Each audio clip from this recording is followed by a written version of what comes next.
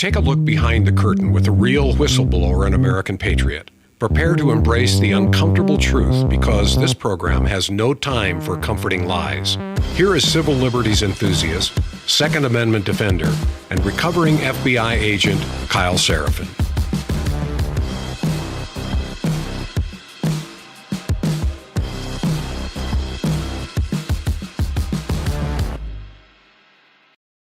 Well, hello, my friends, and welcome to the Kyle Seraphin Show.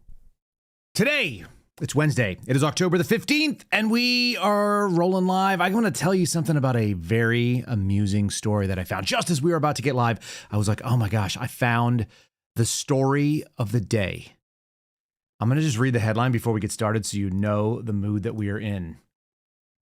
Not their first gay rodeo, celebrating 50 years of queer cowfolks. That's what we're going to start with today. I don't know why, but if I had, maybe if I had a little bit more courage of my conviction, I would actually change the title of today's show to Not Their First Gay Rodeo. We're going to be talking about the Supreme Court. We're going to be talking about the Voting Rights Act. We're going to be talking about this Hamas settlement and some kind of ugly things that we've seen out of that. We're going to talk about Chicago and Los Angeles and the left in general, Oregon and so on, going to war against ICE and all the things that they can do to resist the federal government. I'm going to poke this into your brain, and I want you to consider this. We're in the middle of a government shutdown. Yes, that's still going on for those of you who don't know. There's a government shutdown. There are endless tears being cried for federal workers. It's so unfair. They don't have their jobs. They might be riffed. They might be reduced in force. They might lose their opportunity to continue their career, these patriotic civil servants. And yet, not a single tear being shed for ICE or for federal law enforcement in general. Because the left actually doesn't have principles when it comes to this sort of thing. What they care about is pushing an agenda. Isn't that interesting? It's not their first gay rodeo. I'm just going to have fun with it while I can. It's probably not right to be laughing about a story on such a serious news organization that NBC would have it, but that's what makes me laugh this morning. So there you go. There are tears for all the federal workers from all the agencies that you've never heard of, but not for the ones that are doing the thing that Donald Trump actually ran on, which was that he was going to shut down the border and get rid of all the people that don't belong here and have no business legally in this country. Quite interesting to me. Very interested indeed. We're going to go all of that stuff and more. Stick around for that. Let's start off with a read for one of our sponsors, and this is Cove Pure. You guys can find their website. It's cove, COVE, pure.com/KYLE. How much you've been thinking about what's in your drinking water? I would say that most people do not do that. I generally did not care. That's something at my wife's department. But once you start reading into it, once you actually listen, some of you guys have been listening to Alex Jones and hearing about it. What about all kinds of things like pesticides popping up in there? Common pesticides like atrazine that can actually feminize frogs. Yes, the frogs turning gay story that so many people who know about Alex Jones. A complete feminization and chemical castration. Do you really want stuff like that in your water? What happens when you got boys, young ones? You know, maybe it's not that important if you're a little bit older, but how about your children that are growing up and are of reproductive age? Maybe you are too. Just saying. If you want to purify your tap water and make sure you got something that tastes good, looks good, and you pull out some of the sediment that's in mine, it's yellow because we have a lot of sulfur. I almost swore. My family relies on Cove Pure. It's the thing that we put out on the countertop for my kiddos. My girls and my son have it in their bathroom. It is a great little sort of countertop unit. Doesn't require any plumbing. Doesn't require you to do anything else. You can get hot water. You can get cold water. You can get lukewarm water, whatever you're interested in. And it removes up to 99.9% of impurities. It is a 4-stage filtration process. And it's really easy to set up. I have set up the gravity drip ones. We have a Berkey downstairs. It was a pain in the butt. I was constantly referring to videos and trying to figure out if I did it right. And then I had to run like all this extra garbage through it. Like you have to run red dye to see if it actually works or whether your seals are good. The Cove Pure is very simple. It takes less than 15 minutes from the time that you open the box and start pulling things out to the time that you can actually start getting water out of it. You just push a button and you walk away, and then you push a button and you walk away. You do it 3-4 times, you prime the filter, and you're good to go. So if you're a tea person, if you don't want to wait for a kettle to boil, you literally can go get boiling hot water right away. I'll actually go upstairs and make a cup of tea rather than sit there and wait for the stove to boil on my kettle. It's a great little option. It's very convenient. You're going to get $200 off right now. It's not the cheapest thing in the world because water filtration shouldn't necessarily be cheap. It should be effective. That's the thing you want. That's kind of a theme with all of our products that we talk about here. They're not always the cheapest things. They're just things that we work. So buy once, cry once. Check out covepure.com/KYLE, covepure.com/KYLE. I'm pointing down to the link in the show description. I, for some reason, believe that it's below you if you're watching this video. If you're just listening, then you can't see me pointing, but that's where you go. Go into the show description if you guys are interested in cleaning up your water. All right, let's get into today's show and potentially the gay rodeo.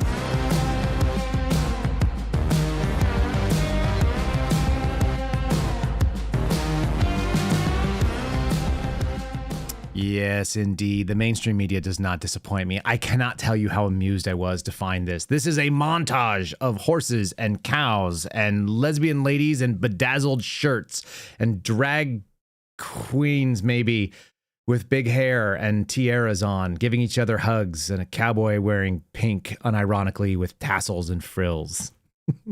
I don't even know what the story is about. We'll find out together. Contestants and line dancers traveled from across the country for the world's gay rodeo finals in Reno, Nevada. Oh, for those of you that are from Nevada or that sort of Northern California region, if you've ever been, I had a boss when I lived in California. When I first moved back to San Francisco out of college. I don't know why I say back, but like I moved there as an adult. And my boss, what was his name? Justin something or other. Maybe Justin Erickson, but I don't think that's right. Anyway, Justin was a really good dude. He was a tall sales guy and he was funny. And I asked him where he was from and he said, Drano. And I was like, what? And he was like, oh, you may know it as Reno, but those of us in the business who are from there call it Drano. You guys confirm if that's true if you're from Reno. All right, they celebrate the half century of gay rodeo. Who knew this was a thing? Now you, as the Kyle Seraphin Show audience, will in fact know as well. Some guy named Anders Siates, 35, asked his mentor, Chuck Browning, 61, to be his puller at the World Gay Rodeo Finals in Reno, Nevada this past weekend. It's a request built on trust, as the puller's job is to ensure the thick rope is tightly fastened around a roughly 1,000-pound steer while the rider descends into a narrow metal chute and into position on the thrashing animal. Browning, who's been involved in the International Gay Rodeo Association for 37 years, said when he's pulling for a rider, the first thing he tells him is, you got to breathe in through your nose and out through your mouth. You got to repeat that. That's some great cowboy wisdom there at the International Gay Rodeo Association. On Sunday, the brown steer that Sates was set to ride threw his body around against the side of the chute, lunged forward, throwing its head in the air, sending saliva flying. A warning of the explosive power that will emerge from the chute as soon as the gate is opened and the steer starts bucking. That is a truly gay paragraph celebrating the queer cowfolk of the International Gay Rodeo Association. What does this have to do with anything? I don't know. It has to do with this story. Here's the Senate. The Senate has failed to advance the GOP funding bill for the 8th time as the government shutdown continues and drags on. There you go. The Senate failed to reach the 60 votes needed to advance the House-passed bill as the government shutdown continues and it extended into the next month. No new Democrats are offering their support on this vote. Day 14, this funding lapse was a latest indication of how far both sides are dug into their positions, with Republicans refusing to negotiate with Democrats over health care tax credits. Isn't it interesting, this is coming from CBS News, how it is articulated? As usual, we do a little bit of meta-analysis, kind of looking into the way they write these stories and how they are crafted. There's always bias. There's editorial bias, which is which stories you actually select. And then there's the actual bias, which is built into here. Republicans are the ones refusing to negotiate with Democrats. Democrats are in the minority. Democrats are trying to add something in that has expired. So they are trying to add things. They're the ones bringing a request without the power of the majority behind them. But it's Republicans who refuse to negotiate. Isn't it interesting? It's just the way you craft these sentences always give you a sort of a little look at the left-leaning bias that we see out of these mainstream papers or these mainstream news sources. House Democrats returned to Washington on Tuesday. Now, look, here it is. The Senate failed to reach the 60 votes. No new Democrats offered their support. Republicans refused to negotiate with Democrats. I'm just cherry picking lines as we move through this. House Democrats returned with hopes of pressuring the GOP leadership. You see, one group is involved in hope, and they're involved with attempting to negotiate. Another group is shutting things down and refuses to negotiate. And all of it reminds me of, this is not their first gay rodeo. It's a perfect headline. I may have to go back and just change today's episode name. You guys see it differently on Spotify. If it's not something about the Supreme Court, then you know that I decided to go get it done. All right. There's a lack of trust between the two parties, says Lisa Murkowski, a person who herself should not have a lot of trust because she doesn't actually represent, well, maybe she represents what I would say is the mainstream version of Republicans. Kind of this wishy-washy nonsense. She says she understands why Democrats are hesitant. She's so thoughtful. She's so middle of the road. Quote, if you're a Democrat and you're looking at it and you say, why? Why am I going to try to be helpful to Mr. Vaught, that's Russ Vaught, over at OMB, when it's just going to do a backdoor move and rescind everything that we've been working on? It's a lack of trust. It does make it harder to come down on terms on things like a government shutdown. Yeah, it does. Absolutely. Not her first gay rodeo either. She actually, she would fit right into this little montage. I'm going to just keep coming back to this. You put a little hat on her, some bedazzled sequins, black and white shirt, maybe some turquoise on the necklace. Good to go. All right. This is a story from, which one is this one? Is this coming from NPR? So here we go. This is going to the hard left. By the way, the picture here is fantastic. Somebody, not all government agencies, but some government agencies did spend your hard-earned money on real signage letting you know that there's a federal government shutdown. And it's made like a tent board, or it's made one of those sandwich type boards that kind of like sits there on the sidewalk. Closed due to federal government shutdown. This is much better than a laminated piece of paper that was printed out of a government laser printer. With the federal government shut down nearly 2 weeks and counting, a federal judge in San Francisco will decide whether or not to halt the latest wave of layoffs by the Trump administration. Thousands of employees have the potential of getting laid off. Thousands have already been laid off. The question is, will a judge intervene? They asked, hopefully, over at NPR. This judge's name is Susan Ilston. She will hear preliminary arguments on Wednesday on a case brought by the American Federation of Government Employees, the AFGE. That is one of the big federal lobbying organizations, the federal unions. Another one is called the American Federation of State Government and Municipal Employees, or AFSCME, which is a really handy acronym if you're just trying to spit it out there. And together they represent more than 800,000 federal workers. Doesn't that actually kind of tell you the problem in a nutshell in some ways? Can we not look at it and just go, what on earth? How do you have a union that's going to represent itself against the interest of the people that you supposedly work for? They constantly refer to these people as patriotic government employees. Constantly. It is standard. If you are referring to people who work for any government, it is required that you call them patriotic public servants. You're not allowed to do anything else. All of these people say it the same way. In a brief filed in the court Tuesday, the unions accused the Trump administration of, quote, using federal employees as pawns to impose political pressure on the administration's perceived opponents in Congress. And yet they're actually trying to fund it all. The GOP wants to fund all of these people. The opponents in Congress are the ones that seem that they are 100% interested in something that is not, broadly speaking, even an American issue. It's an illegal alien issue. They want these extended Obamacare cuts or fundings, rather, for illegal aliens to get access to health care, which they keep acting like they're not trying to do. These unions have asked the court for a temporary restraining order, a TRO, in order to pause the implementation of layoffs that are already underway and stop additional layoff notices from being sent out. The president of the union said, quote, it's an illegal abuse of power designed to punish patriotic civil servants and put pressure on Congress. There it is. Patriotic civil servants. It's not their first gay rodeo, folks. This is not their first gay rodeo, as you can see on the screen. In fact, this gay rodeo has gone on many times over the years. NBC covered it. Both parties are bracing for a long conflict as the government shutdown hits the 2-week mark. Where does that put us when it comes to how shutdowns work historically? Well, it turns out this is a thing that's been going on for quite a while. Let's read some of these things. October 1st, 2025.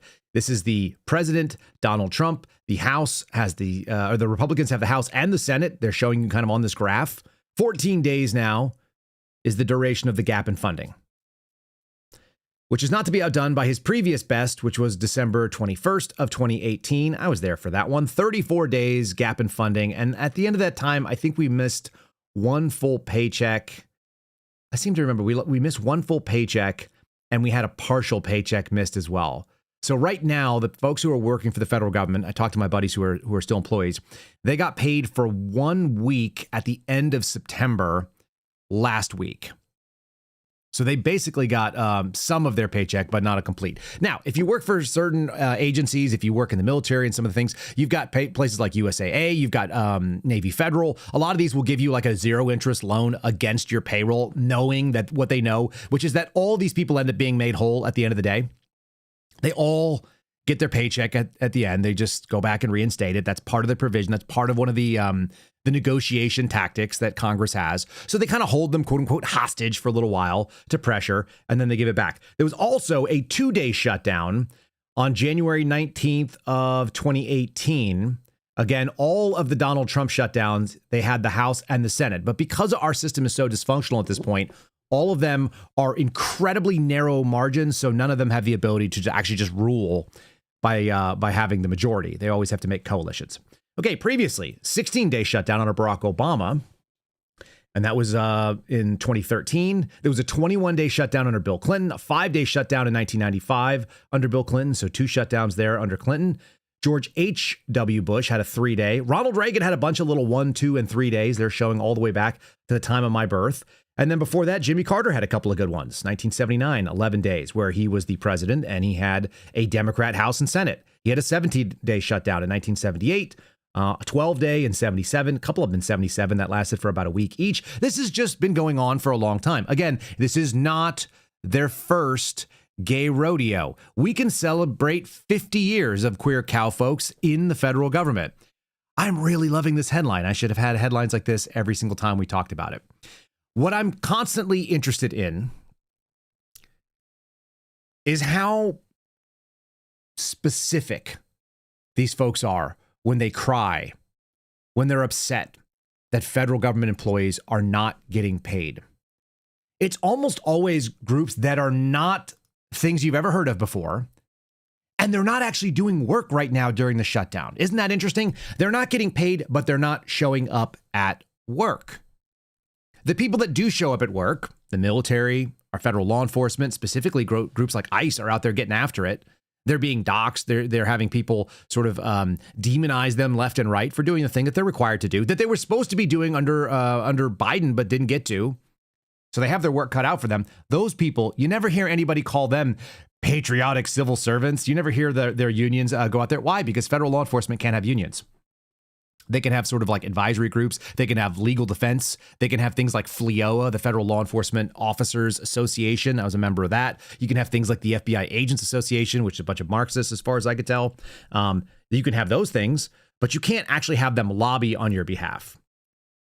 This is really fun. If you get deeper into the story that comes from NPR, and I do want to get deeper into it for just a second, I want to just read to you some of the fun titles that they're upset about that are not getting paid and might get laid off. This is the hearing from the judge out in San Francisco, comes after the administration has commenced a new round of layoffs, or known as reductions in force. Anybody who's been in the military knows about riffing. They will riff you when they no longer need you, which seems reasonable.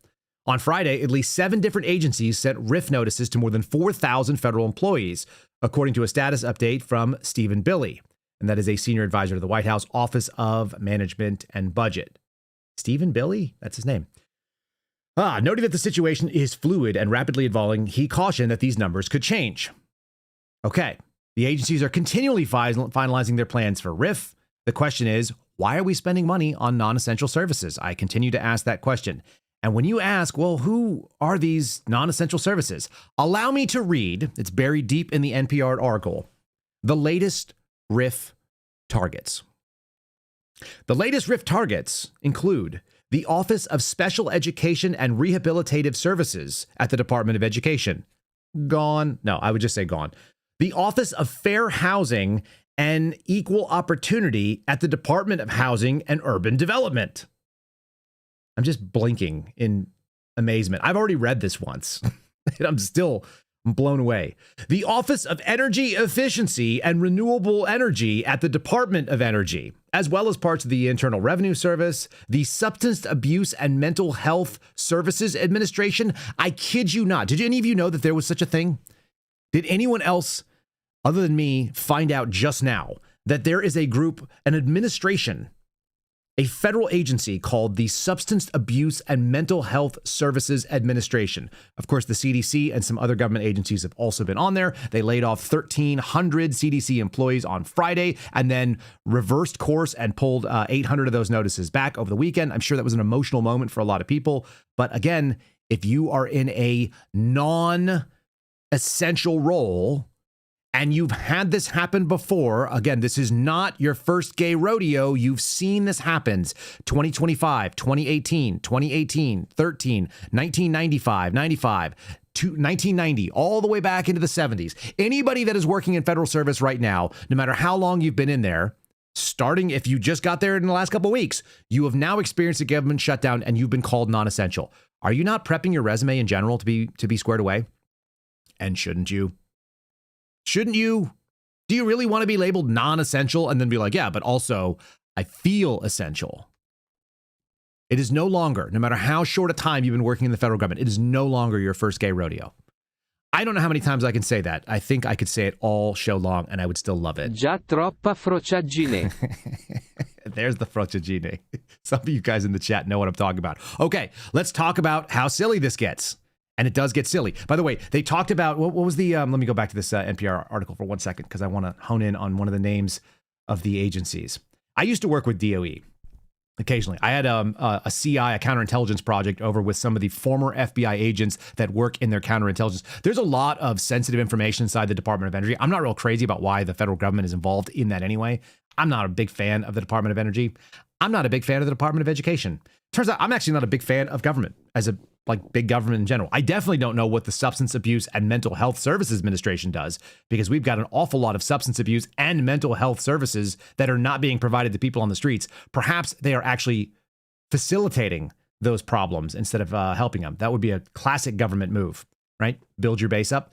But the Office of Energy Efficiency and Renewable Energies at the Department of Energy being laid off, may have something to do with the fact that we don't really know why we're throwing that kind of money at that problem. Sorry, I probably shouldn't have the gay rodeo thing up for that.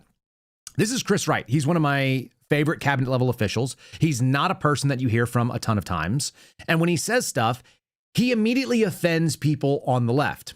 He's a big energy guy when it comes to the fact that he understands he was a CEO of an oil company. I think if I'm getting the connection right, one of my best buddies' wife is his niece.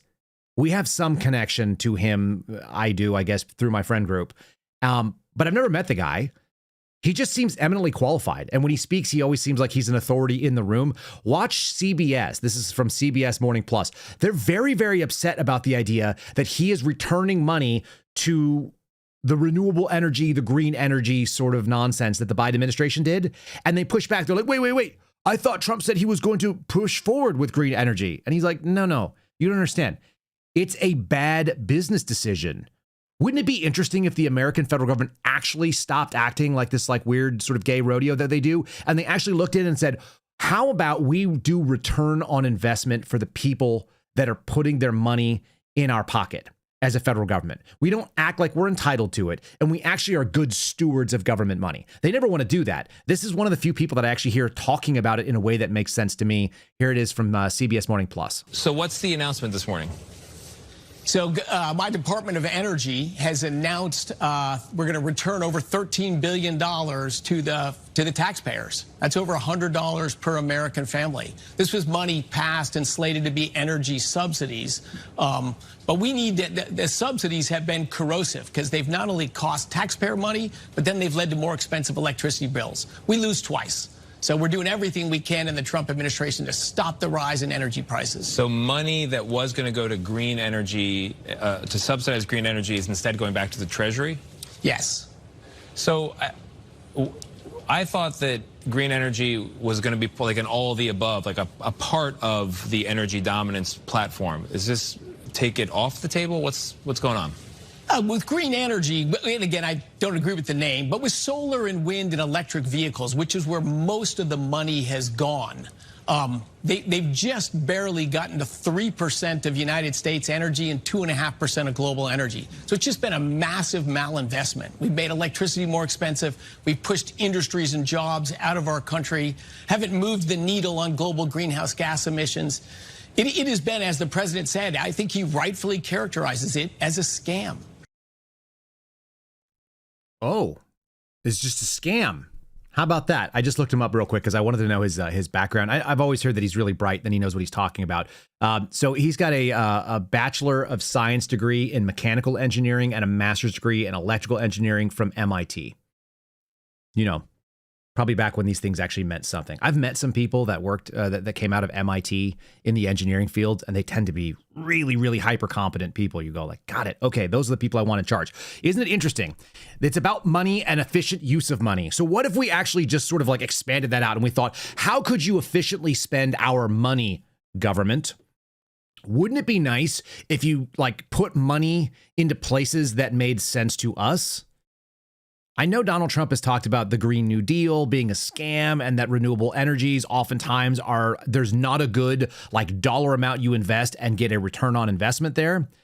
This might be one of the dumbest returns on investment. This was a Fox News thing, and this is not necessarily related directly to these stories, but it is going to flow into our problem with ICE. Imagine that you are really upset about ICE. By the way, you're not upset about them not getting paid because they're not part of your preferred patriotic civil servants.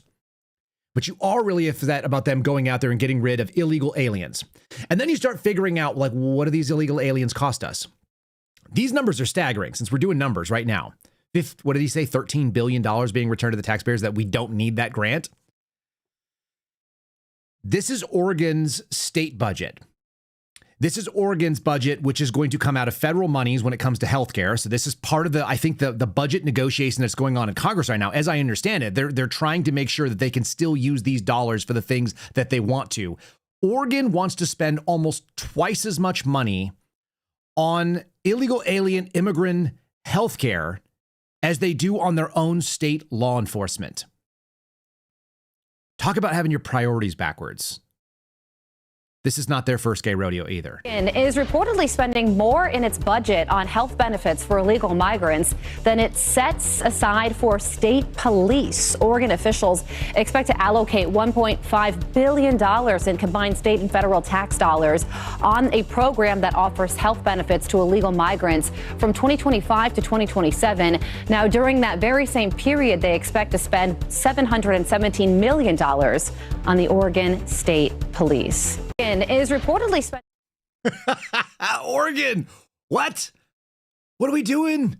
You want to spend twice as much money on people that don't have any right to be here? Also, I'm sorry, I've read most of the, I've scanned through a lot of the state, I won't say most, but I've scanned through a lot of the state constitutions. None of them say anything about the requirement that the state provides healthcare for you. I don't know where this idea comes from, that the state ought to be able to do almost any of the things that it does. So the federal government, almost no business in any of the things it does. It justifies most of it through the Commerce Clause. They're like, well, it happens in interstate, so therefore we're going to get ourselves involved in it. And now you have Department of Education. I don't get it. Okay. Then you end up with the states doing the same thing. They're like, well, we got to take care of people. We got to ensure their health and well-being. It's like, no, that's not what they meant. They just meant you need to give them opportunities. Historically, people have died of all kinds of things. It's not the state's job to go out there and look after it. All of that stuff should have been handled in private charity. This is the difference between being a conservative, a real conservative, and maybe being like in the GOP or being part of the Democrats. All of the political parties are always vying for your money and for the government to do the least efficient solutions to these problems, when in reality, it should be handled in your community. Think about how many healthcare systems are named after a faith-based program. A lot of them are Catholic. Right? I used to work for St. David's. There's one in locally here called Seton. There's several major, Ascension Health is the owning company. There are huge faith-based organizations that have been able to make a lot of money in healthcare, and they all come out of this sort of like initially, like way back, this Christian instinct to be able to provide medical service. I don't know where the state gets involved. I don't know where the state thinks that they have this charter. And for the life of me, I cannot figure out why you would spend 2x the dollars on people that are not even legally in your state or legally in your country. And you're not going to spend it on the thing that you actually are meant to do. Our state, our federal government, our local government, they are meant to protect us from force. That means bad guy doing bad things to you in person, and fraud. Oftentimes, that's the person that is trying to take things from you, whether they're here or there. Doesn't really matter. But force and fraud, that's the most basic version. That's the libertarian answer to what is the purpose of government. Again, my tagline, I will say it again. I think government is the worst solution to every problem, including when they're the only solution. Sometimes there's only one group that could do it. And if you want to have a civilized society in a Western sort of experience, you outsource things like vengeance. We shouldn't have vengeance personally. You shouldn't have vigilantes running around. You really do need to cede that to a third party that's supposed to be disinterested. In theory, they've got no skin in the game. Your law enforcement officer, your cop that's running out there, yes, you have to pick the right people. You can't have people on power trips, but as long as you have the right people doing that job, and you have, nonpartisan, apolitical judges, and you have people that are not really interested in the outcome, they're interested in the fair process. And that's the ideal. Obviously, that's not what happens. If that were the case, then you have government doing its purest version, which still kind of sucks. It's still not going to be perfectly administrated, but that's the goal. They don't even care about that anymore. None of our state, our federal, even our local governments, for the most part, don't even care. They're involved in things that have nothing to do with anything. They're like, how are we going to educate all the kids? Where I live right now, outside of Liberty Hill, they're like, wait, we need $10 million more. And so they put it out on a budget request. They put it out on a ballot initiative. And the people who live here went, no, we don't think so. You have a massive administration. You keep building more and more like ridiculously gorgeous schools, and you're hiring people that don't do the work of education. You're not taking our dollars and efficiently translating them into good educational outcomes.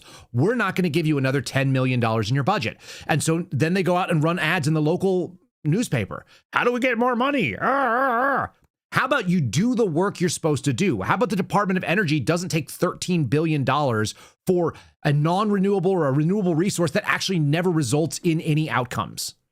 And why on earth? This should be the real question. I used to ask this regularly. This was my favorite thing to ask. When I was asked to do something working for the federal government, I had this really simple question. Under what authority am I being asked to do this? And under what authority do I have to carry out this mission? We need you to go stop this guy from doing this thing. Roger that. Understood. Okay. Bad guy has all kinds of bad ideas, wants to do bad things to people. Under what authority do I have to engage in this mission? How do I proactively stop someone who hasn't done something wrong from doing that thing that is wrong? Just answer me the question. Where does my authority come from? You can't just make up a mission statement and act like that's real. Like the federal government is going to make sure that energy costs go down for people. Under what authority? We're going to make sure that prices come down. Under what authority do you have to actually do these things? I don't give a shit if you actually ran on it or you promised it when you were trying to be elected. What authority granted to you under our legal documents give you the ability to do that? And we have stopped asking that question. We're just not asking it. We're totally okay with them just saying it. And we're like, well, that sounds reasonable.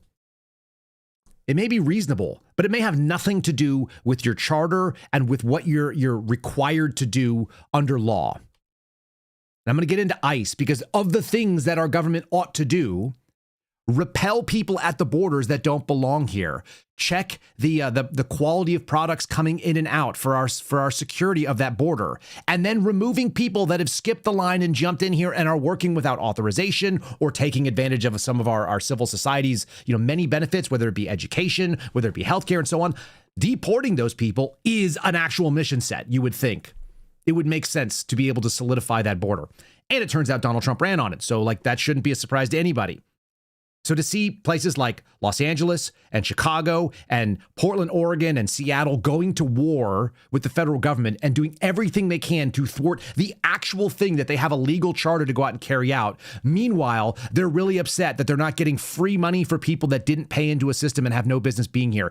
It boggles my mind. It continues to boggle my mind. It blows my mind that this exists. All right. Force and fraud. We brought it up. Let's talk about fraud. That's an easy thing that you can go. There's many ways you can be defrauded. One way is online with people that are impersonating you, that are stealing your data, or that are stealing access to your private accounts. Of course, there can always be a data hack, but one of the worst things that can happen is people can just impersonate you, and then somebody accepts those as credentials. It's scarily easy for criminals and scammers, for cyber thugs to go out there and get your personal information, whether it be your address, your phone number, your workplace, your family members, your names, and so on and so forth. They can use these things from the data broker websites, and they can go out there and pretend to be you to one of your family members to be able to scam them, or they can represent themselves as you online somewhere else and try to open bank accounts and destroy your credit record. To make yourself a less easy target, one of the things you can do is go to patriot-protect.com/Kyle. The website again, patriot-protect.com/Kyle. You're just trying to make yourself a harder target. This is an inexpensive solution. It costs you a couple of bucks a month. Use my name at checkout. You'll save 15% on the annual subscription. It's fire and forget, like so many things out there. You go out there, you spend less than $100 at the end of the, for the whole year, and you just go, okay, and you get much less of it. I was able to find the personal information, including address and phone number, both landline and cell phone, of senior members of our U.S. government, because they don't use services like this.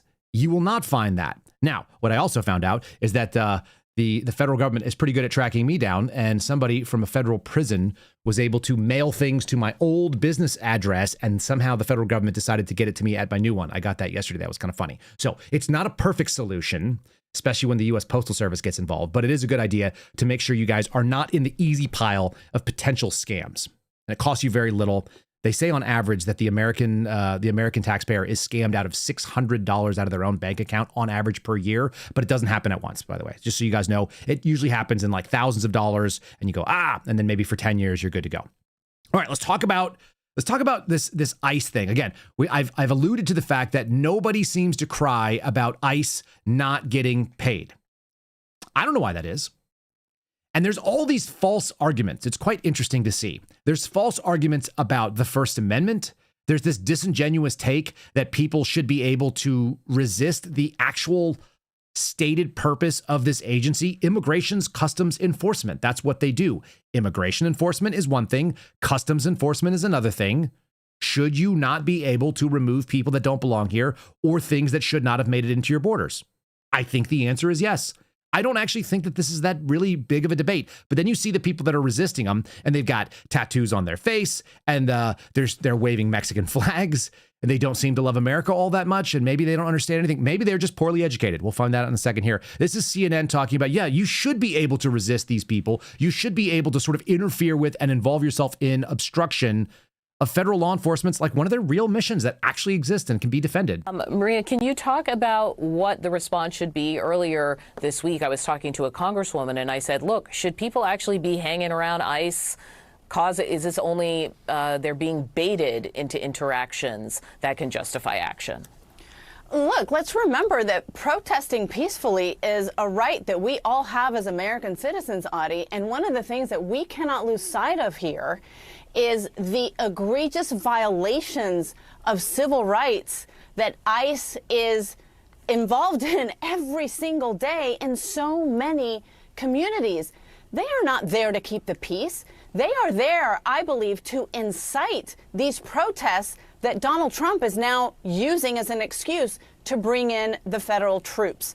ICE is violating American citizens' rights. They are detaining American citizens for days on end.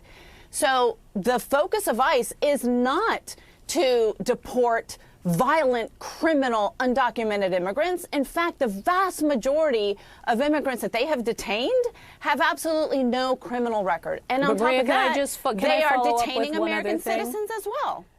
Can I just follow up with one thing? That not having a criminal record doesn't mean that you didn't do something that's criminal. CNN, that's not their first gay rodeo either, folks. I'm just saying. Let's talk about the New York Times story here. ICE is cracking down on Chicago. Some Chicagoans fighting back. And in that context, just for those of you who are wondering, Chicago was really nice this time of year. In the month of October, where fall is in the air and it's beginning to be hoodie weather and it's getting sort of enjoyable to be back outside again, 15 people have been shot and killed so far in the 15 days, and 18 total people have been killed in a homicide.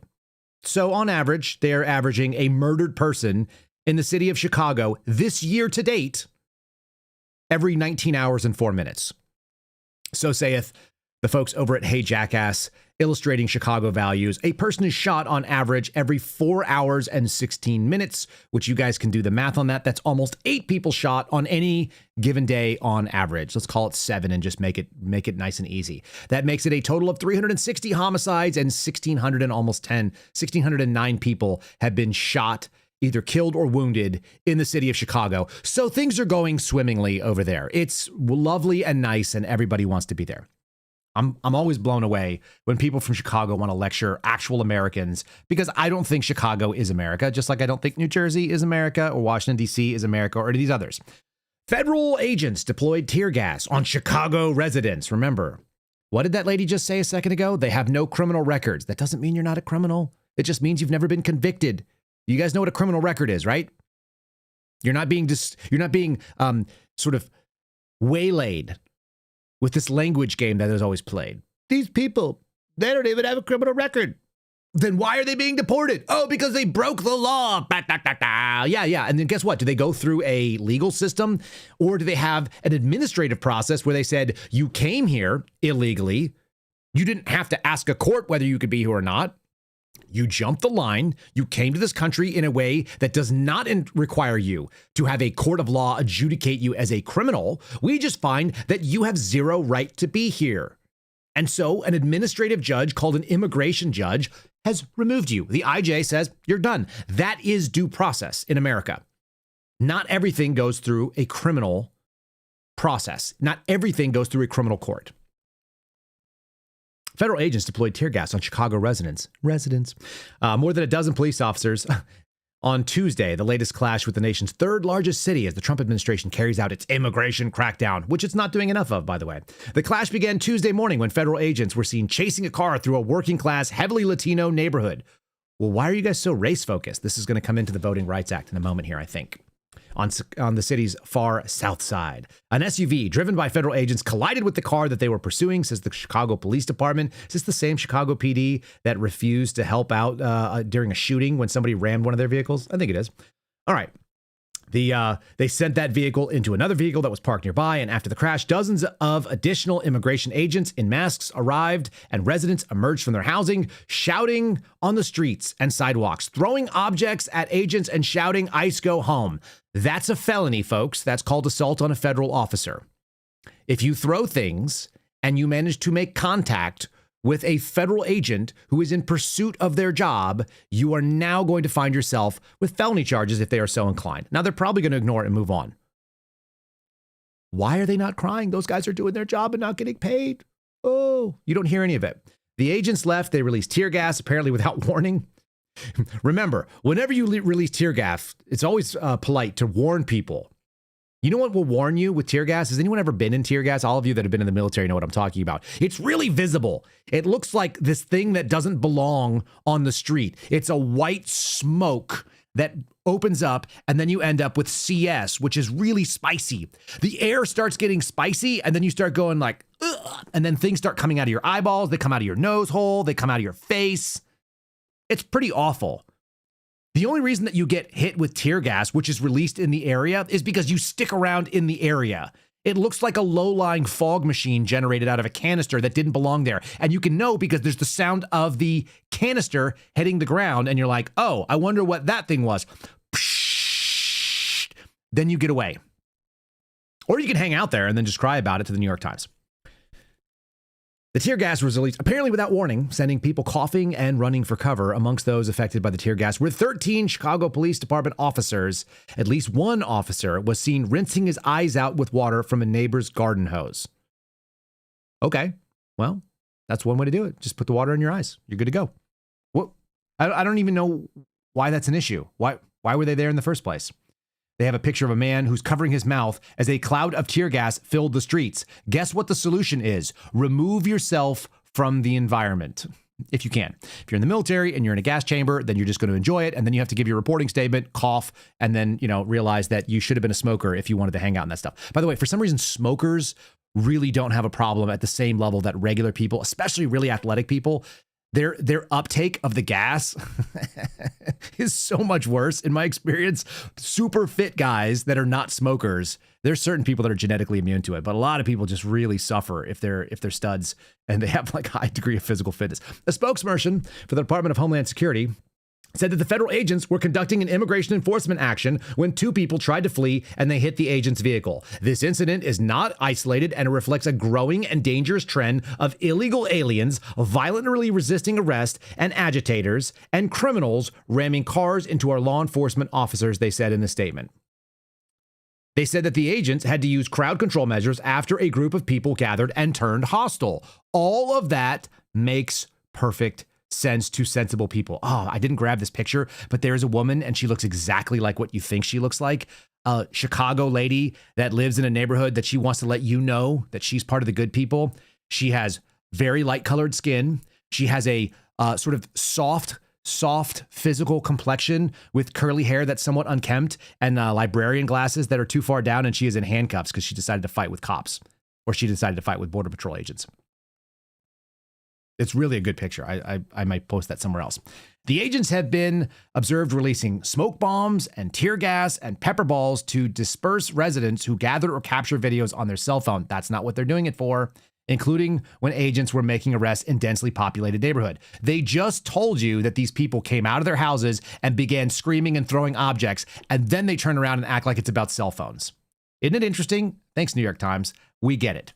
This is how I know they're not being serious about this. This is how I know that this is not the first gay rodeo that we're involved in right now.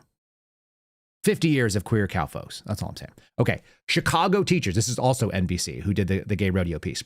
Chicago teachers say immigration enforcement near schools is scaring kids and it's disrupting class. And they have a cool graphic with sort of like a OD green and a Ranger green. And they show this police, ICE, and kids walking in backpacks, and we are juxtaposing, just like you see. Look, they must be doing like a checkerboard theme.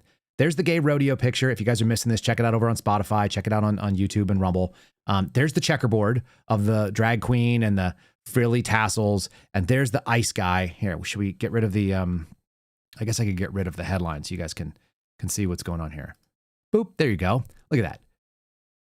Checkerboard. We like that. That's the theme. Somebody in the graphic design team over at NBC is making that happen. Staff are reporting that ICE activities and patrolling areas around the schools, and in some cases, escorting families to and from school. This is a problem. A teacher said tear gas drifted towards a school playground, forcing students and recess indoors. Well, it sounds like they made the right choice. I'm just saying, like, yeah, you have to go inside when there's tear gas. Why do they have to do it? Apparently because people came out of their houses and got themselves involved in criminal activity, throwing things and screaming at federal agents who were doing their job. And they were doing their job arresting someone who decided to bash into other vehicles. A viral video recorded near another school showed law enforcement dragging a woman out of her van and to the ground. Okay. You notice they didn't get any deeper into the story or what that woman was accused of. Why would they do that? It's just, this is all about emotion. Students say that they've seen ICE vehicles in neighborhoods, leading them to feel frightened. Why would they feel frightened? How many of you see a police car and immediately are frightened when you're walking around? Unless you're involved in breaking the law, it's just not that common. There's no reason. And why would you feel worried about ICE vehicles? Educators say that these instances and others have taken place as federal immigration agents increase arrests in Chicago, and they're disrupting their jobs. Suddenly, teachers who did not care about going back to work, who were so uninterested in doing the actual job of educating children, which we're told that that's what their purpose is, these teachers suddenly care. Well, we lived through COVID, folks. We lived through the argument on a national stage of you not wanting to do your job and it not being safe. So maybe just spare me. Spare me this. Children are scared and traumatized and we're upending the communities and they're unable to do their job. You didn't want to do your job when you had the ability to do it. So now you're scared of ICE agents? Aren't you the same people that said everybody must wear a mask at all times?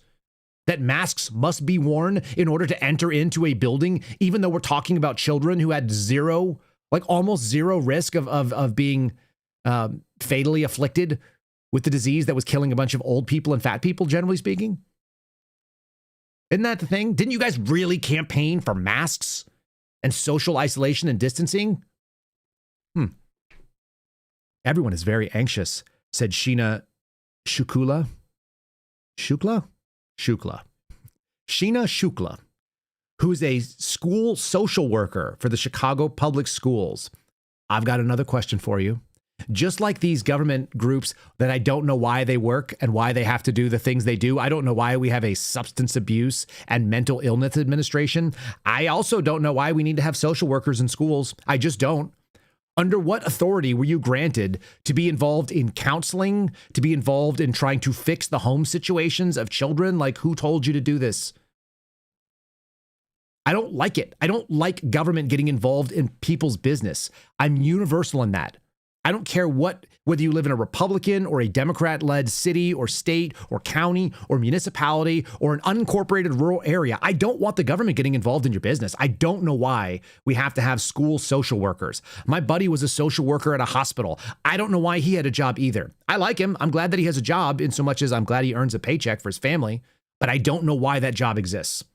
Can you imagine telling a 12-year-old that people are out there who might want to take their family? Can you imagine telling a 12-year-old that your father or your mother came to this country illegally, had no respect for the civil authorities of the nation that you live in, and that you are now actually receiving education without anybody else paying for it as though it were a human right? Because that's how I see it. Can you imagine? Yeah, I can imagine. We can't shield our children from these realities, so we have to provide them with a level of support they can understand. Why? Why are you tasked with supporting children when apparently their parents are not part of our system and do not belong in this country? This seems so simple. This is that paternalistic idea that it's so amusing to me. Leftists will always play this game. People are inherently good. The systems are the problem. And yet, where is their faith? Is it in God? Is it in the spark of divinity? No, they actually hold all of the Christian beliefs that mankind at least has a potential of being good. They reject the idea of original sin, which is interesting. But they put their faith in government and government systems, and then they constantly blame the government and government systems when they don't do a good enough job, as though they could ever do a good enough job. It's almost like they put their faith in the wrong thing. And then they go out there and do these weird fake virtue signals. Everyone's really anxious. How are we going to tell a 12-year-old child this? 12-year-olds are really sophisticated. I could explain that to my 8-year-old. I could go downstairs right now and take my oldest and explain it to her, and she's 8, and she would get it. She understands incredibly complex concepts. Not their first that's not their first gay rodeo. They've been doing this for a long time in Chicago, like 100 years. They've been doing this. So there you go. We're going to pivot into the Voting Rights Act, which I actually do think segues very nicely into the gay rodeo references because we can't stop it. Before we do that, let me encourage you, if you are just listening on any of the audio platforms, if you listen on Apple, if you listen on iHeartRadio, if that's your preferred thing, if you've never tried Spotify, check it out. I never did either until I started hosting with them and saw how great they are. They actually are a really good thing. I don't make any money off this, by the way. I'm actually just recommending it because you get video and audio, and I really like that. We put a lot into the visuals here. Make sure you guys like our videos wherever we're at. Make sure you're sharing them if you're on the video platforms, Rumble, YouTube, X, etc. But if you're listening and you've never tried Spotify, give it a shot, and you can do so really easily. You don't even have to download the app. You can go to a web browser and type in kyleserafinshow.com, and you can play it there.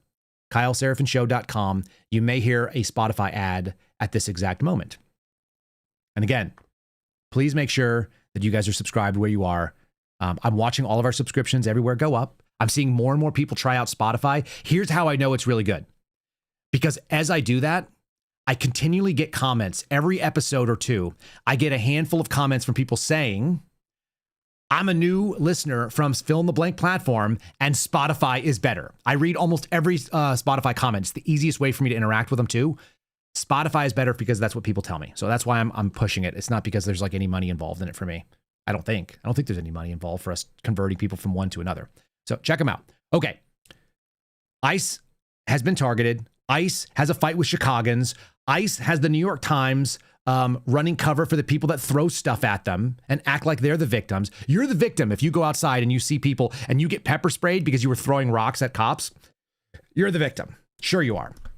This was an interesting little development because, again, they phrase it. Remember, we heard the CNN piece. You have a right to publicly protest. Yeah, you do, but you can't break the law when you do it. You can't obstruct people from doing their job.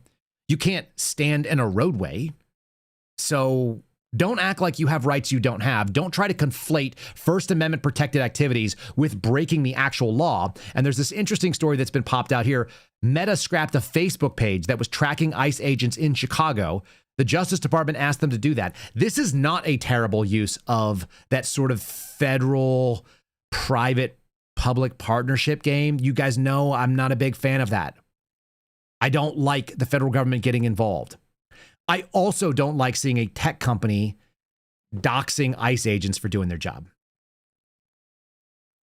I'm not crazy about them wearing masks, but there's a concerted effort from really powerful parts of the left saying we can identify these people and we can target them at their homes.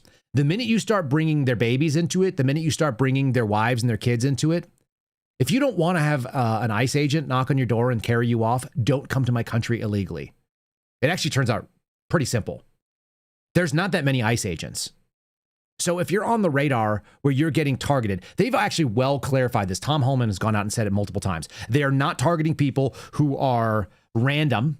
They are picking people that have criminal records. And if they happen to encounter other illegal aliens, like let's say your brother-in-law is involved in criminal activity and you just happen to be living there too, and you also don't have a legal status in this country, you're going to go too, because you're a target of opportunity.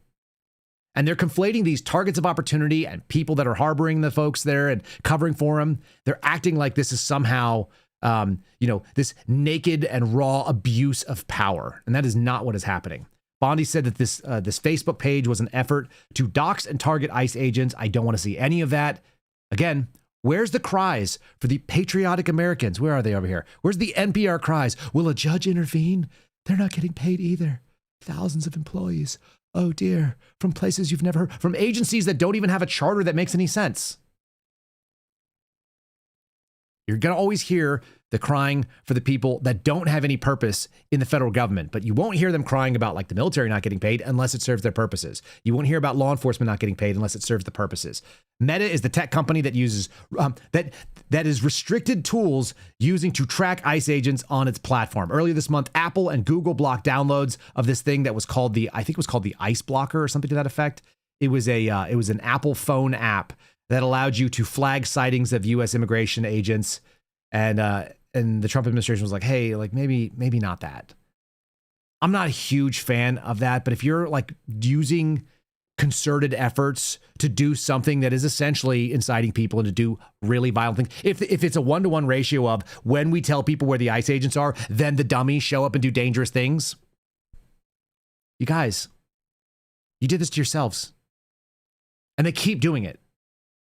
They did it in Oregon with the funding. You heard that. Los Angeles County declares a state of emergency over immigration raids. Really? How about you have a state of emergency that you can't afford to fund anything that's going on and you have a homeless crisis that's going on in your state? How about you guys were some of the worst on COVID restrictions and you've had fires because you can't keep track of your water supply? How about you do the things that the government is actually meant to do? Protect people from force and fraud.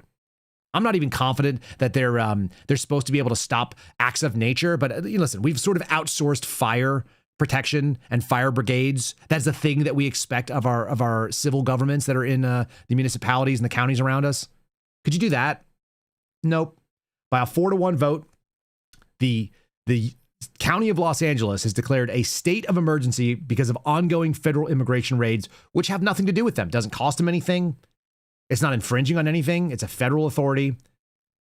But then again, it's not their first gay rodeo there in Los Angeles. The proclamation gives the county the power to assist residents they say have been impacted financially by immigration and customs enforcement actions, just the way they did in Oregon, where they are going to spend twice as much money on healthcare as they are on state police. Do you see where the priorities are really screwed up? This becomes a voting priority issue too. I found this clip yesterday as a mashup. This is a hearing that happened yesterday in the Minnesota House, which is almost lost territory as well.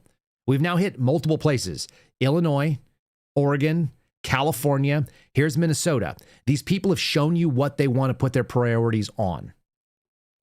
Their priorities are not on the people that actually have a vested interest, that have a stake or standing in the government actually providing them services. They want to go to somebody else. Why would that be? Why is it that they are left-leaning and they are not interested in the citizens that actually pay the taxes that stay in those places? They're interested in residents, but not legal residents or citizens of those states. I find it shocking. Tim Walz, who was, I guess, a potential contender for being the vice president of the United States, signed a bill that said we will give driver's licenses for all. Anybody that applies for a driver's license in Minnesota will get one. And the question is, can you use that to vote? And the answer is gobbledygook, maybe, sort of. Probably not, but also. Listen to this and tell me that you walk away with a good feeling that we are not going to have illegal aliens in Minnesota voting in Minnesota elections. They are a true harbinger of what is to come if you let these kind of policies run wild. It's done. A packed room at the St. Paul Armory erupted after the governor's signature made driver's license for all the law of the land. So we give driver's licenses to anyone here. You don't have to be a citizen. You don't have to, which is a photo ID. So if someone comes in, they register, they have the driver's license, but they have an incorrect social or no social or whatever. So then they become incomplete. But if they walk in to vote with their driver's license, does that make them all of a sudden now okay? Mr. Linnell. Madam Chair, so the designation on the roster for someone whose registration had been incomplete, if they present the election judge with that acceptable identification document, that would clear the challenge from the roster and they would be permitted to cast a ballot. Mr. Anderson. Well, okay, there's your problem potentially. So thank you. So just to clarify, someone who is not a citizen but presents a driver's license at that point in the process could be permitted to vote. Madam Chair, at the time of registration, as well as at the time of submitting a ballot, every voter is signing the attestation affirming their eligibility to vote, including that they meet all eligibility requirements, that they are a U.S. citizen. Do you guys get that? Okay. This is a partisan, very capable, dodging around, Chris Wray, Jim Comey kind of answer that you hear some of these real sophisticated, slimy types. What he said is that the question's very clear. If you have an ID and you're not a citizen, are you going to be able to vote? And his answer is, well, something, something, something. Don't worry, lots of words. And by the way, we already have a safeguard in place because when you register to vote, and when you actually vote, you sign an attestation that you are legally allowed to vote. So that's the answer. The answer is that it is left up to the discretion of the person who presents an ID to also affirm that they are allowed to do the thing that they are doing, and there's no safeguard to check on this. So you wonder why voting is an issue in this country, and you wonder why people don't want things like the Voting Rights Act of 1965 and why, quote unquote, Republicans keep targeting it. I'm going to read you quick summaries on here. I'm by no means an expert on this, but I've been watching it slowly get eroded. I'm not confident that it needed to be there. People have said that Barack Obama did the most damage to this country that's ever been done. I've heard that many times. They think that he was the worst president for this American republic carrying on. I think LBJ probably actually gives him a run for his money. And LBJ was the one who signed the Voting Rights Act of 1965. It was a seminal piece of legislation that went through under his tenure. There are two sections that are no longer enforceable. People are keying in. Right now, there's a discussion on whether or not Section 2, which was previously affirmed in some decisions that were done over the last 20 years, but Section 4 and 5 have been sort of neutered and kicked out. Section 4 said that there was a coverage formula used to determine which states and jurisdictions were subject to federal oversight based on outdated registration information and turnout data from the 1960s and 70s. So they tossed that out. They said it's an unconstitutional formula and therefore it's unenforceable. Section 5 was the pre-clearance requirement, which obligated covered jurisdictions, which were determined from Section 4, to obtain federal approval before changing any voting practices and procedures. When the Supreme Court invalidated Section 4, Section 5 was rendered inoperable. So those things have already been done. Right now, we're talking about Section 2, apparently, which prohibits broadly discriminatory voting practices. That's what we're going to be discussing. And so they're always talking about voter suppression. There's always this discussion, this ongoing question of what will be the future of the Voting Rights Act. And Democrats always get behind it and Republicans always seem to be against it. And they're always put up as being the bad guys. In July of 2021, the Supreme Court had a 6-3 decision in a Arizona lawsuit. This was Brnovich versus, I think I'm saying it right, Brnovich versus Democratic National Committee. It upheld 2 restrictions in Arizona. It overturned a Ninth Circuit decision. And the question was about 2 things. Number 1, did the state have the ability to throw out ballots from people who voted in the wrong precinct? Could they make that rule? And the second piece was, can they outlaw practices known as ballot harvesting, which is where campaign workers and people working on behalf of like one particular, political machine would go out and grab the ballots and then deliver them personally to polling stations. The DNC challenged those rules, said that they would disproportionately affect minority voters. They always say it. They always tell you that it's going to be bad for minority voters, as though minority voters could not and will not and are unable to actually just, do the thing that you'd expect, which is carry out the requirements under law. They got a big problem with that. They don't know how it's going to work. I don't understand why that's the case. I don't know why they constantly say that. I don't know why the argument is that Democrat voters and specifically minority voters are unable to actually do the thing that everyone else is. Why does it disproportionately affect them? That's the claim. Here's some CNN coverage of this real quick. The Supreme Court is considering what could really be the end of the Voting Rights Act, which would protect minority groups. So you don't have a state that's half black, for example, that elects only one congressional member and everybody else goes to the Republicans that would represent that population in some ways. So if that is gutted, Democrats could lose 19 seats. This would be a huge amount. But this is also a measure of how much the White House is concerned about this, because Donald Trump knows if the Democrats get the House again, there could be new investigations just like last time. There could be a new impeachment. There could be a lot of impediment to these plans that right now the Republicans in the House and Senate are letting run like a freight train. They're letting it run like a freight train. The Supreme Court ruling on voting rights could boost Republicans' redistricting efforts. Did you notice how quickly he said that and how capably the CNN guy said this? The analyst says you wouldn't want a state that was 50% black to only have like one representative. Let's say they had 3 representatives in the state and 50% of the population is black. Well, wouldn't it matter if they were all in the same district? Shouldn't the congressional districts actually just have people that represent the people that live in that district? Who cares what skin color they have? And if all the black people live in one city and that city only has one representative because that's the way it's district, that's what they're kind of arguing about as far as I can tell. The major redistricting case is being taken up on the Supreme Court. This is actually a case coming out of Louisiana. If the high court overturns the Voting Rights Act Section 2, a provision that bans racial discrimination in voting, GOP-controlled states could draw a redistricting that would change many as 19 different voting districts in favor of the House of Representatives going to Republicans. And so you could have a swing of almost 20 seats going towards that. The voting rights advocacy group Black Voters Matter Fund and the Fair Fight Action are the ones that are involved in this. This is my favorite. There's actually this guy. I have a picture of it up here on the screen. There it is.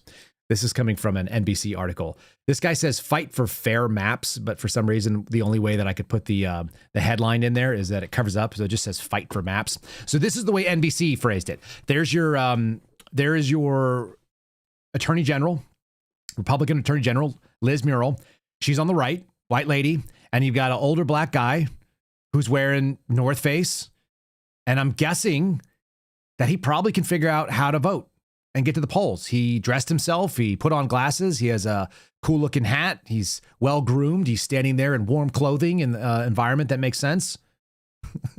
Why do they always say it would disproportionately affect minority voters? This is always like the soft bigotry of low expectations. This always ends up being this thing about like poor black people. They can't figure out how to do things. They can't get IDs.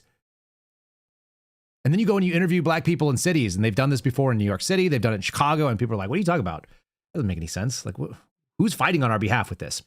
All right. Depending on how the court rules in this case known as Louisiana versus Kalis, some of the seats could be redistricted in the prior year for next year's midterms. This is the big fight. Again, you've been hearing over and over again from the left that they are expecting to see midterm shenanigans. The left has been meshing it. So no matter what happens, if the Supreme Court comes down and says, deciding things based on race is not how we do things in this country, and the 14th Amendment doesn't say that, and the Voting Rights Act basically doesn't belong there.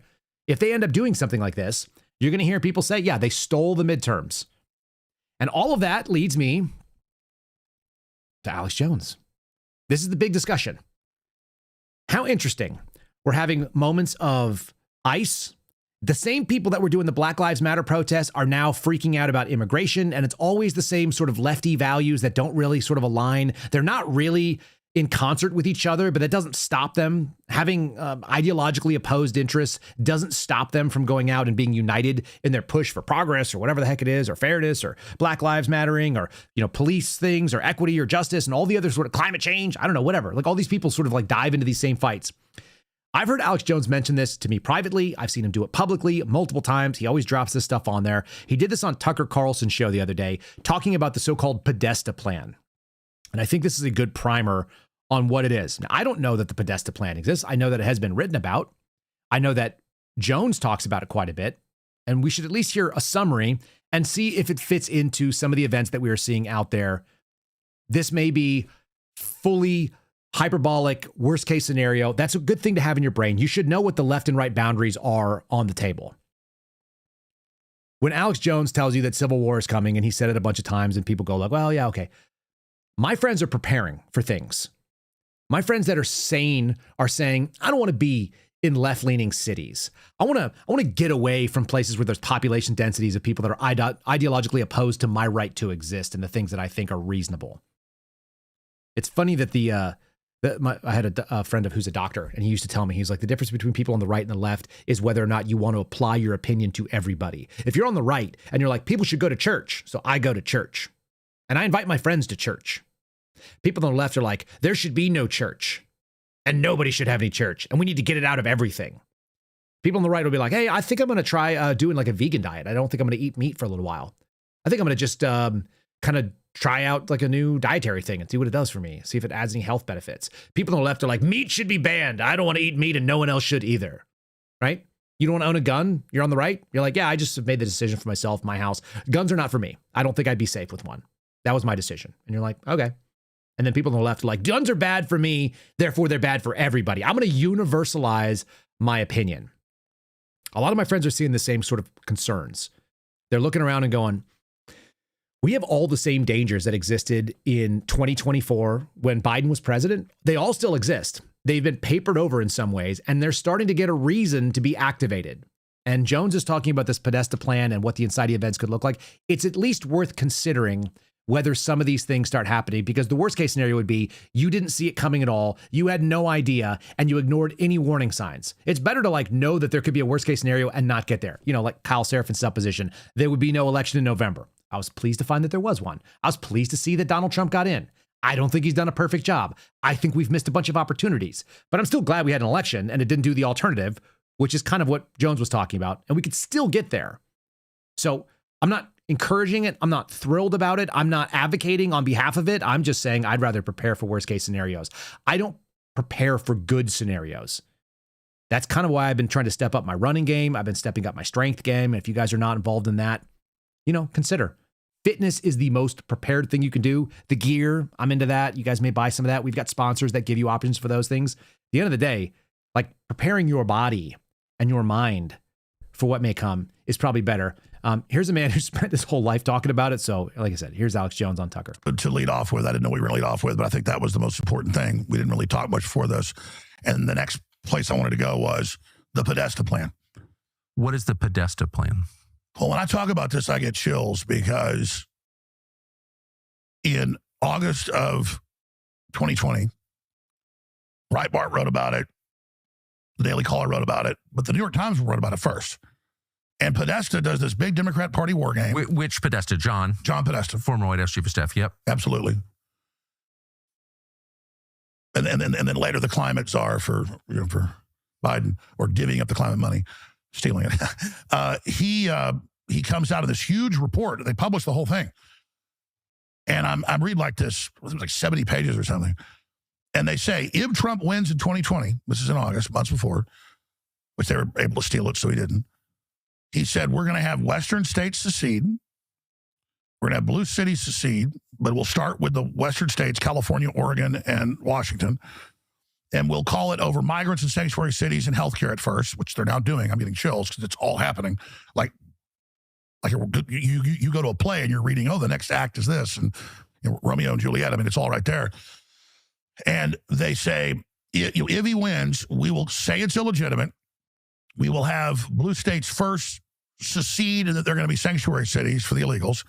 Then when there's civil unrest, which they'll furnish, Trump will send the National Guard, and then there'll be a massacre of the migrants. And then we will kick off a civil war. Then all the blue cities across the country will secede. Then New York, Massachusetts, and others will secede. And we'll form what we call the Western Alliance.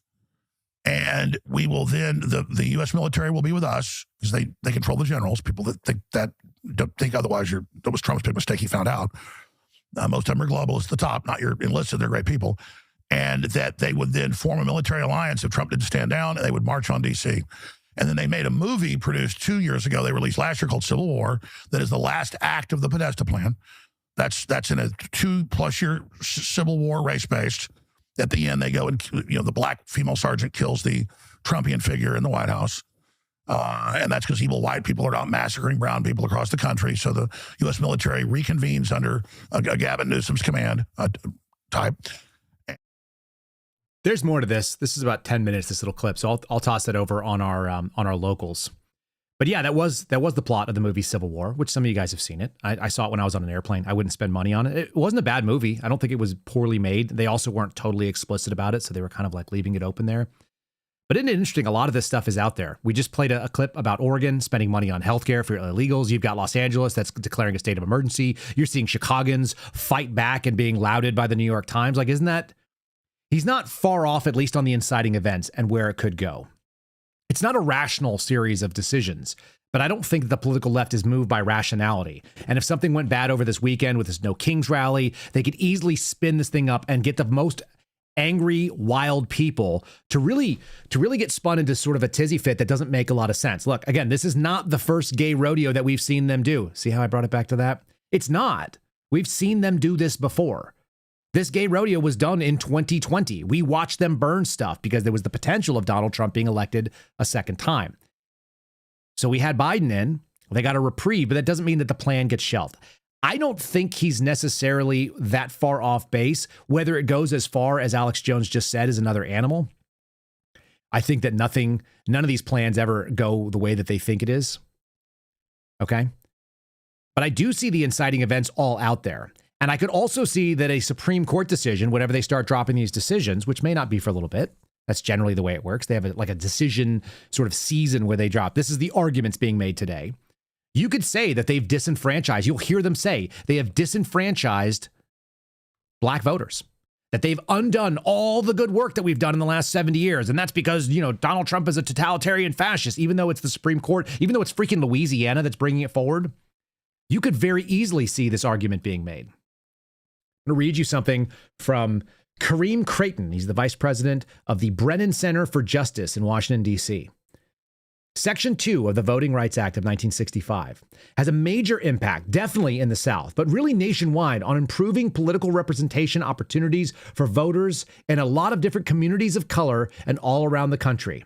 A decision that leaves the current understanding of Section 2 in grave doubt opens up, unfortunately, a lot of chaos through the country. Why chaos?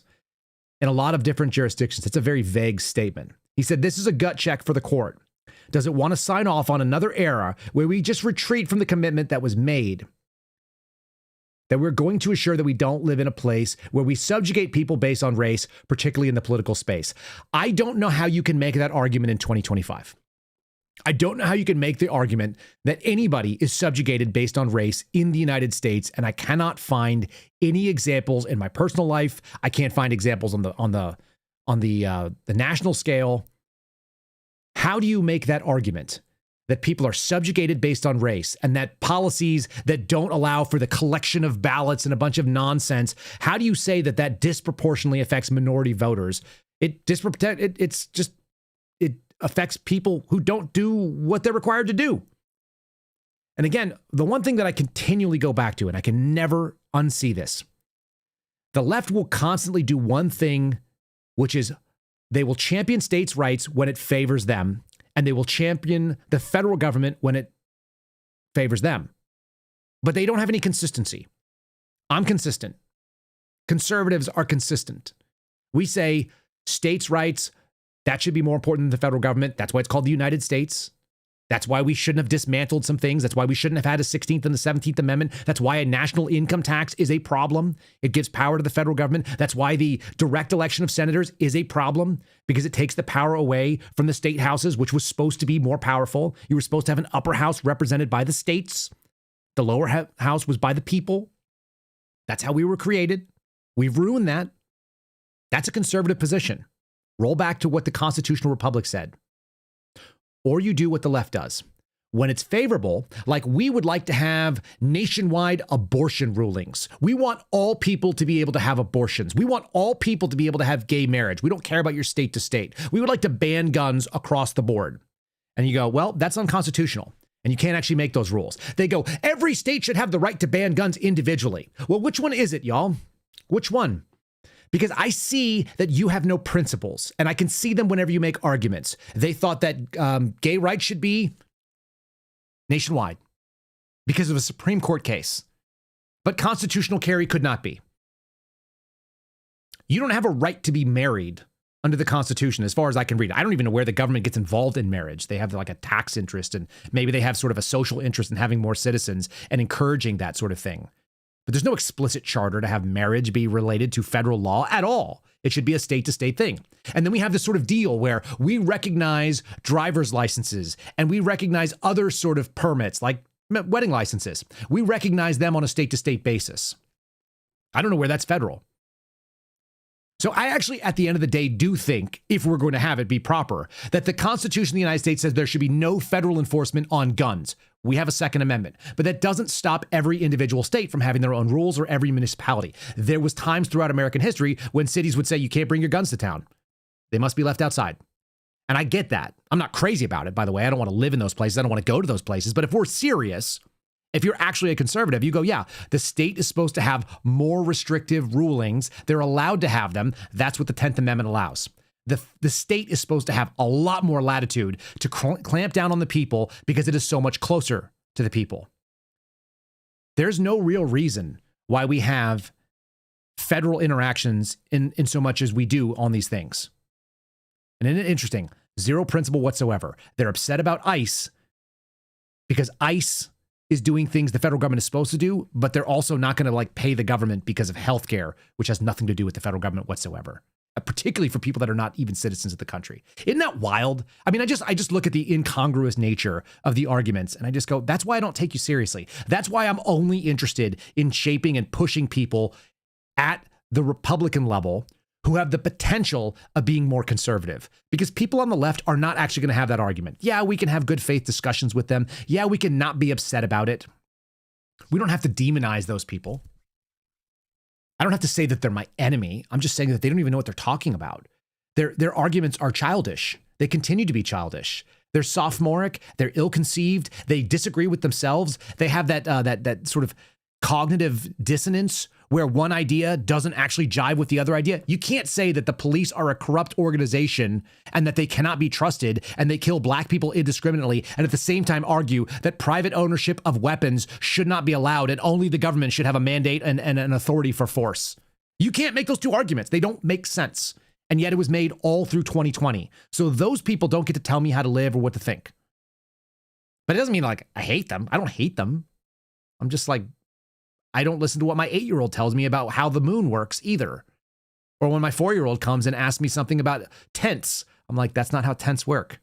No, you're having an argument with yourself because you're not developed enough to actually have the grown-up argument or discussion or negotiation. I do think that's what's going on in Congress right now.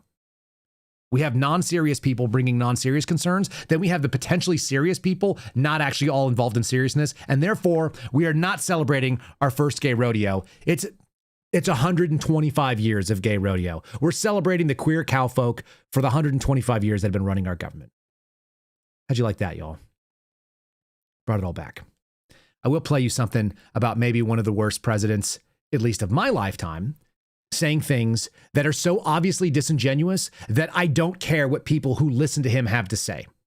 This is Barack Obama. He went on the final podcast of some guy whose name I've never heard before, Mark something or other, who started doing podcasts a long time ago. Congratulations. Here's Barack Obama saying things that lets me know how absolutely false and disingenuous the people are that are making arguments that align with Barack Obama are. And I'm going to play you one more clip, and then we're going to get out of here today. Barack Obama sitting on a podcast in a very, if you're just listening to this, if you're not on Spotify or Rumble or YouTube, you're missing, he's sitting with his legs crossed in a very testicularly crushing manner.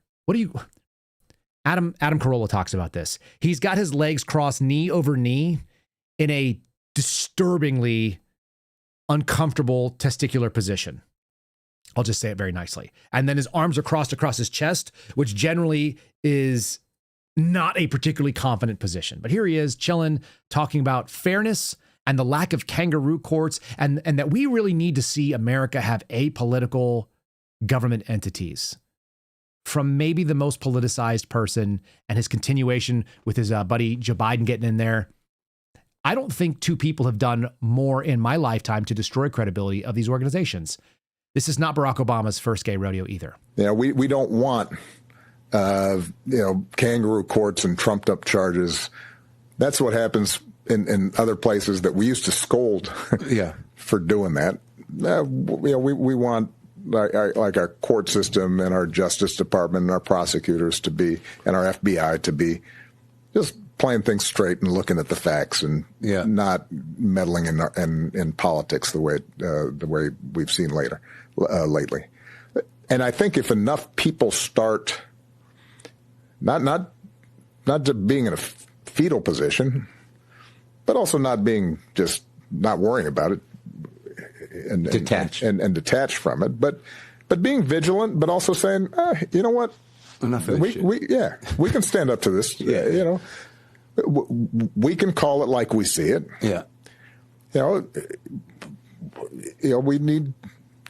We need people who have whatever platforms they have to be able to say, no, that's not who we are, and to be willing to get attacked on X by whoever for doing that. And it's not easy. He's getting less articulate as time goes on, isn't he? I mean, age really does hit people in certain ways, or his argument has always been garbage and he's off script. He doesn't prepare like he used to, so he just says nonsense. Jack Smith, who I think was whether it was for his own personal animus or whether he was used as a tool, was quite clearly an implement of this ridiculous kangaroo court publicized and politicized law enforcement actions and using the DOJ to go after political opponents. It reminds me that my first public interview was done in September of 2022. Sitting down across face to face with Dan Bongino, first time I ever met him. And one of the things I said was, in this country, we do not raid the houses of our political opponents, that we do not arrest the opposition. We do not investigate them for things that are just nonsensical, weak, not serious crimes. And that's what happened under Joe Biden's administration. It happened. And it caused a breakdown. It started off with January 6th. The first couple days of the Biden administration went after Trump's supporters, and it weakened up, and they got everybody on board. Again, there were two types of people that were in the Bureau that did these works, that participated in these types of operations. Part one said, I'm into it, let's do it. I guess there were three types. There was the excited, there was the I don't ask any questions because it's my job. And there's the people that said, well, I don't feel really good about this, but you guys pushed back and told me it's my job, so I'm going to go do it. The number of Steve Friends, Kyle Serafins, Garrett O'Boyles, the number of people that are Phil Kennedys that say, hey, I'm not going to do this, it measured in the dozens in an organization that had 40,000 people. Dozens of people out of 40,000 is a statistically irrelevant number. There were not enough people to stand up and say no. And all the Biden administration did was prove that. And maybe because they believed in things like this, here is Jack Smith saying, what we did was not political. If you believe this, we should be selling you beachfront property in Wyoming right now. The people on my special counsel team were like that. The idea that politics played a role in who worked on that case or who got chosen is ludicrous. And Andrew, you know, and this is another thing that I think if you're not inside the U.S. Department of Justice, the idea that politics would play a role in big cases like this, it's absolutely ludicrous, and it's totally contrary to my experience as a prosecutor. Okay. Listen to how specific it was, the things that he just said. He said politics didn't play a role in who got selected to do that work, but it didn't say it didn't play a role in what they chose to actually prosecute. And that's the lie that gets told. That was a very sophisticated lie that I'm going to decode for you. The people who worked on the case for Jack Smith did not have to be politically active. It turns out the folks that were involved in that, the people that went out there and carried out the work on the Mar-a-Lago raid, they could have been very easily simply good Germans, aka good Americans, people who just followed orders and were told what to do. That's very plausible. They were told to do something and they went out and carried it out. But the animus behind opening that case, the animus behind the people that are running the case, from the DOJ side of things, from senior FBI leadership, that could be specific. And that's how you could have someone like Peter Strzok, who had clear animus towards Donald Trump, could be coordinating a case, but the people that actually went out and ran subpoenas or did operations were not acting in a political manner. They were simply following orders. The problem is they followed the orders. That's been like the overwhelming point that I've made since I've been a public figure. We have a group of people that don't know how to say no. Overwhelmingly, our government will work for paycheck. They'll work for pension. This is not their first gay rodeo either, as proven by the fact that these shutdowns keep going on, and this is the single biggest thing they care about. The federal government does not serve the American people. The federal government serves the federal government. This is why we call it a self-licking ice cream cone. It does not serve the purpose or the mission for which it was intended. That is the overwhelming, broad umbrella theme that continues through this program. This podcast will overwhelmingly convince you, if you listen to the arguments, that our government doesn't serve one purpose or another purpose. It's not about politics. It's not about conservative or liberals. It's not about any of these things. All those are media hype. These organizations serve themselves. And it turns out occasionally going after conservatives is the most lucrative way to do it. Sometimes going after liberals is the most lucrative way to do it. Whatever is advantageous for that organization at that moment, that is what they do so they can continue onward. The self-licking ice cream cone is the same as the status quo, and it's undefeated in this country for 125 years. And if you're an American voter and you're just waking up to it, just realize this was not your first gay rodeo. I don't know how many times I can say it, but it's probably never going to be enough. I may keep this slide forever. I very much like it. 125 years of queer cowfolk. Look, I'm just reading off the screen of what's out there. I'm just saying what it is. Thanks for watching our program, folks. I hope that made you smile just a little bit. Watch us over on Spotify at KyleSerafinshow.com. Check us out on Locals if you guys want to get that longer clip of Alex Jones. It's over at KyleSerafin.com. Make sure you are liking the videos wherever you're at. Boost us up in the ratings. We appreciate it. Subscribe to the channel if you are so inclined. Share it with a friend by sending them a link. That would be great too. Always appreciated. Here's the thing. It's not all about race. Sometimes it's just about culture. Here's my palate cleanse of the day. This woman, for those of you who are just listening, she is a black lady with frizzy black hair. She is definitely a black lady. And she's talking about the concept of sounding white. These people are my people too, it turns out. It turns out this is more about culture than it is about skin color. I think it's always been the case. I've got a lot of friends from the military and law enforcement that would also fit into the category, just like this lady. Enjoy this little bit from TikTok. You sound white. No. I sound like I can hold down a job. I sound like PTO and dental. I sound articulate? Good. You can't sound white unless you're out here barking in Crayola. I sound like I was raised by someone who hugged me and checked my homework. Honestly, if sounding white just means using grammar, then sign me up. I'll even throw in a little semicolon with confidence. Hello? This is professionalism speaking. How may I direct your insecurity? You're mad I don't sound like your stereotype. I'm mad you still have one. I sound like I pay my taxes on time. I sound like a 401k. I sound like I've never yelled at a cashier at Walmart at midnight. I sound like I pay my rent on time. I sound like I read terms and conditions twice. I sound like HR would actually listen to me. I sound like I survived group projects. You mean I enunciate? Tragic. I sound like I use commas correctly. I sound like I don't take out a loan just to go buy Gucci. I sound educated. And most importantly, I sound like me. You sound white. What a great one, huh? All right, folks, God bless you. Thanks for listening today. I look forward to seeing you again tomorrow. Thanks for listening to The Kyle Seraphin Show, streamed live weekdays on rumble.com/Kyle Seraphin. Follow Kyle on Twitter, Truth Social, and Instagram at Kyle Seraphin.